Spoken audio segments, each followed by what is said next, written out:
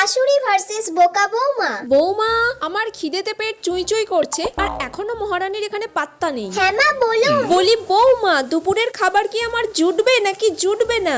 এই তো মা এক্ষুনি যাচ্ছি, কি কি রান্না করতে হবে আমাকে বলে দিন, আমি করে নিচ্ছি। উচ্ছে আলু ভাজা করো, মাছের মাথা দিয়ে মুগের ডাল করো, আর ফ্রিজে দেখবে কাতলা মাছ রাখা আছে, কাতলা মাছের কালিয়া করে ফেলো। আচ্ছা। আমার বাবুটা কাতলা মাছের কালিয়া খেতে খুব ভালোবাসে। যাও যাও তাড়াতাড়ি করে ফেলো।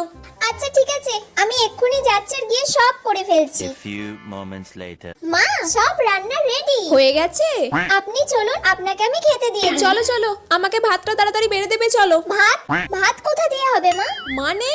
আপনি তো আমাকে ভাত করতে বলেননি মা। উচ্ছে আলু ভাজা, মাছের মাথা দিয়ে মুগের ডাল আর কাতলা মাছের কালিয়া করতে বলেছিলেন। আমি তো শুধু ওই তিনটেই করেছি। দুপুরবেলা মানুষ এই খাবারগুলো কি দিয়ে খায়? তোমার মাথায় কি আছে বৌমা?